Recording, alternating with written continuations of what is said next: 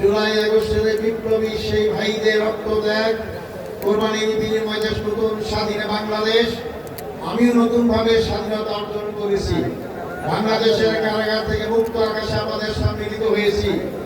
আমি ফাঁসির মঞ্চ থেকে আজকে লক্ষ জনতার মঞ্চে হাজির হতে পেরেছি।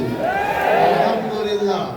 সংগ্রামী ভাই ও বন্ধুগণ, আমার অনেক নেতৃবৃন্দ ছিলেন, তাদেরকে হত্যা করা হয়েছে। আমার রায়ে সুপ্রিম কোর্টের 7 জন বিচারপতি একমত হয়ে এটাকে একটা সাজানো নাটক আখ্যায়িত করেছেন।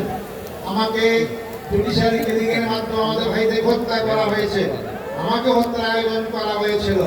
আমি আজকের বিশাল জনসমুদ্রের মধ্য দিয়ে সরকারের কাছে জোর দাবি জানাতে চাই, আমাদের যে 10 জন ভাইকে কারাগারে শহীদ করা হয়েছে, 5 জন সরাসরি ফাঁসির মঞ্চে ঝুলিয়ে, 5 জনকে বিনা চিকিৎসায় কারাগারে হত্যা করা হয়েছে। এই হত্যাকাণ্ডের সঙ্গে যারা যেখানে যেভাবে যতটুকু জড়িত, তাদেরকে আইনের আওতায় নিয়ে আসতে হবে এবং তাদের শাসন দিতে হবে। আমি সেই দাবি আপনাদের সামনে আবার এই সরকারের কাছে জোর দাবি করছি।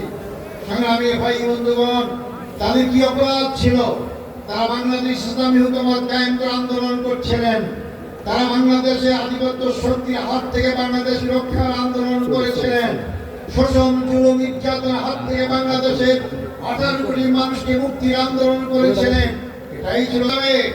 আজকে 15.5 বছর পর এই লক্ষ লক্ষ লোকের সমাবেশকে প্রমাণ করে না ইসলামী আন্দোলনকে হত্যা, ইসলামী আন্দোলনকে ফাঁসি নির্যাতন করে নিশ্চিহ্ন করা যায় না।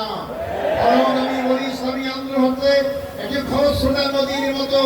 নদীর সামনে যে নামে আপনি বাদ দেন না কেন, খরস্রোতা নদীর পানি তীব্র গতিতে সামনে অগ্রসর হয়, বাঁধে ভেঙে সামনে যেতেই থাকে। আমাদের সামনে তাদের হত্যা করে হোক, 71 বয়ান করে হোক, যে নামে আমাদেরকে বাদ দিয়েও আমাদের আটকে হওয়ার ব্যবস্থা করা হয়েছিল, কোন শক্তি সেই বাঁধে আমাকে আটকাতে পারে নাই। আজকে জামাত ইসলামী সামনে অগ্রসর হচ্ছে। যারা বলেছিলেন যে আমাদের বেটি সাকে বেটি বিদেশ থেকে পালায় না, আজকে কারা পালিয়েছে? জামাত ইসলামী নেতৃবৃন্দ পালায় নাই।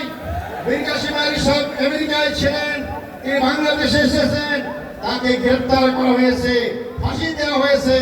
আর যাদের ঠিকানা অন্য দেশে, তারাই পালিয়ে গিয়েছে। বাংলাদেশের জামাত ইসলামীর ভিত্তি জনগণের শিকড়ে গঠিত রয়েছে। আমাদের উপরে ফেলতে কেউ পারবেন না। কেউ উপরে ফেলার চেষ্টা করবেন, তাদের দাঁত ভেঙে যাবে। জামাত ইসলামীর কিছুই হবে না ইনশাআল্লাহ।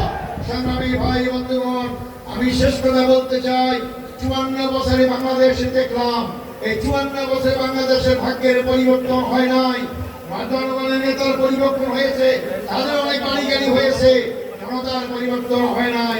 জামাত ইসলামী তার প্রতিষ্ঠা লগ্ন থেকেই বিশ্বাস করে, মানুষের তৈরি আইনকে মানুষের ভাগ্যের পরিবর্তন হয় না। যে ভাগ্যের মালিক আল্লাহ, সে আল্লাহই আইন দিয়েছেন, এই মানুষের ভাগ্যের পরিবর্তন করতে পারে। আগামী দিনে আমাদের জনগণের ভাগ্যের পরিবর্তন করতে হলে, 18 কোটি মানুষের ভাগ্যের পরিবর্তন করতে হলে, 18 কোটি মানুষের সৃষ্টিকতা মহান রব্বুল আলামিনের আইন দ্বারাই এই ভাগ্যের পরিবর্তন সম্ভব। আগামী দিনে আমাদের স্লোগান হবে, আল্লাহর আইন চাই, সত্যের শাসন চাই। আল্লাহর আইন কামের পাশাপাশি জামাত ইসলামী সব লোক তৈরি করার চেষ্টা করছে। 2 মন্ত্রী প্রমাণ করেছে, তাদের বিগত 5 বছরের শাসনে একটি পয়সা দুর্নীতির প্রমাণ কেউ পেশ করতে পারে নাই। এই জাতীয় লোকরাই যদি আগামী দিনে নির্বাচনে জয়লাভ করে ক্ষমতায় যায় আর সংসদে আল্লাহর আইন পাশ করে, তাহলে অবশ্যই বাংলাদেশে মানুষের ভাগ্যের পরিবর্তন হবে।